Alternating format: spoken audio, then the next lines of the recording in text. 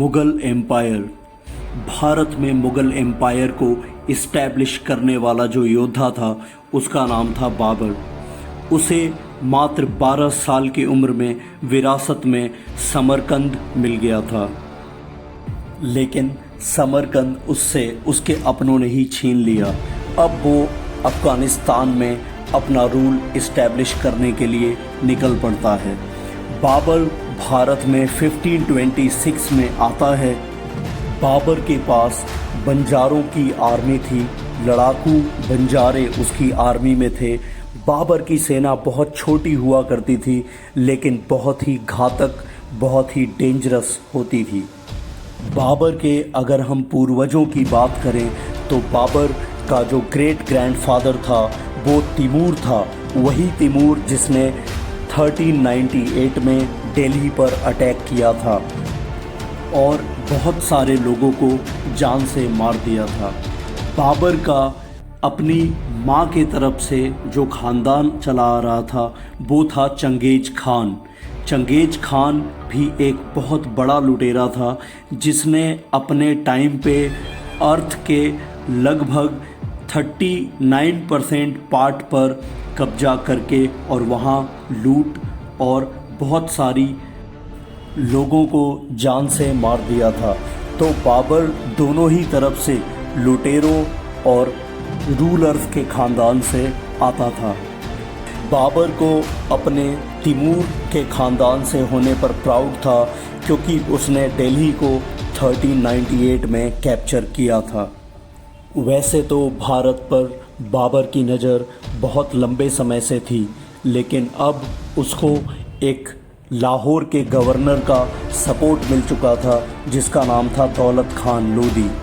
दौलत खान लोदी लाहौर का गवर्नर था और वो चाहता था कि इब्राहिम लोदी जो दिल्ली का सुल्तान था उसको हटा दिया जाए, उसको मार दिया जाए और दौलत खान लोदी ही शासक बन जाए, रूलर बन जाए।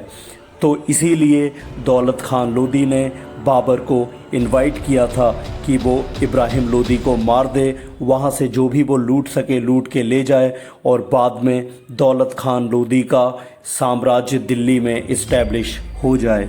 लेकिन ऐसा हुआ नहीं। एक और राजा था जिसका नाम था राणा संगा।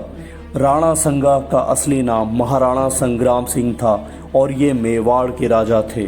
जब इन्हें पता चला कि बाबर भारत आने वाला है तो इन्होंने अपना एक दूत भेजकर बाबर को ये मैसेज दिया कि आप यहाँ पे अटैक करो, आप दिल्ली से अटैक करो और मैं आगरा से अटैक करूँगा, हम दोनों मिल के इब्राहिम लोदी को मार देंगे। राणा संगा भी यही चाहते थे कि इब्राहिम लोदी का दिल्ली से शासनकाल समाप्त हो जाए। बाबर अफ़गानिस्तान से चल चुका था भारत की तरफ और यहाँ पर इब्राहिम लोदी की आर्मी उसको रोकने के लिए तैयार खड़ी थी। दोनों इब्राहिम लोदी और बाबर की आर्मी पानीपत में मिलते हैं और पानीपत में पहली लड़ाई, फर्स्ट बैटल ऑफ पानीपत शुरू होता है 1526 में। बाबर की आर्मी मात्र 10-15 हज़ार बंजारे लड़ाकों की थी, जबकि इब्राहिम लोदी के पास लगभग 1 लाख आर्मी के साथ साथ 1000 वार एलिफेंट्स भी थे। बाबर पानीपत में पहले से ही पहुंच गया और उसके एक साइड पानीपत शहर था और दूसरी तरफ उसने एक बहुत बड़ी खाई खुदवा दी। इससे वो इब्राहिम लोदी की बड़ी आर्मी, बड़ी सेना को रोकना चाहता था कि इब्राहिम लोदी की इतनी बड़ी आर्मी उसके ऊपर अचानक से अटैक ना करे। वो उसकी आर्मी को एक छोटी जगह में फंसाना चाहता था। बाबर के पास बहुत अलग अलग तरह के लड़ाके थे। उसके पास जो आर्कर थे, जो तीरंदाज थे, उनके पास एक अलग तरह का धनुष होता था जो एक मजबूत आर्मर को भी भेद पाने की क्षमता रखता था। इसके अलावा बाबर ने पहली बार भारत में कैनन्स का यूज किया, तोपों का यूज किया और वो बैलगाड़ियों में बांध के लगभग 20 कैनन्स लेके आया था। इन कैनन्स की आवाज़ जब पहली बार हाथियों ने सुनी तो हाथी बाबर की सेना को कुचलने के बजाय उल्टे भागने लगे और इब्राहिम लोदी के एलिफेंट्स ने इब्राहिम लोदी के ही आर्मी को कुचलना शुरू किया। ये देखकर इब्राहिम लोदी की आर्मी डर जाती है और वो बैटलफील्ड छोड़ के भागना शुरू कर देती है। फाइनली इब्राहिम लोदी को पकड़ लिया जाता है और उसको जान से मार दिया जाता है।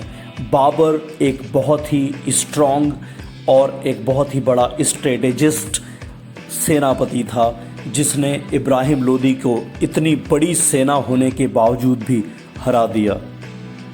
1526 के बैटल को जीतने के बाद बाबर आगरा और दिल्ली पर कब्जा कर लेता है।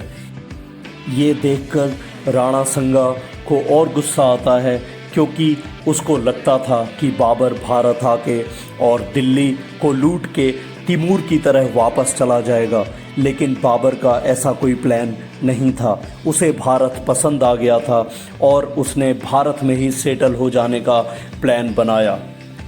राणा संगा फाइनली बाबर के अगेंस्ट युद्ध छेड़ देता है और बैटल ऑफ खानवा 1527 में बाबर और राणा संगा की आर्मी आमने सामने थी, लेकिन राणा संगा अब और मजबूत हुए बाबर की आर्मी से जीत नहीं पाता है।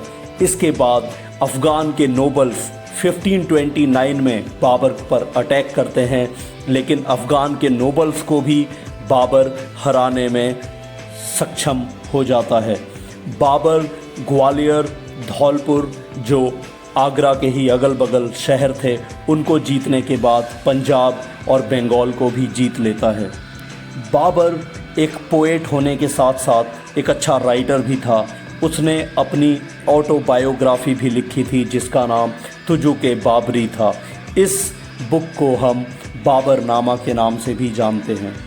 इस तरह से बाबर हिंदुस्तान में अपना कब्जा जमा लेता है और वो बन जाता है मुग़ल एम्पायर का सबसे पहला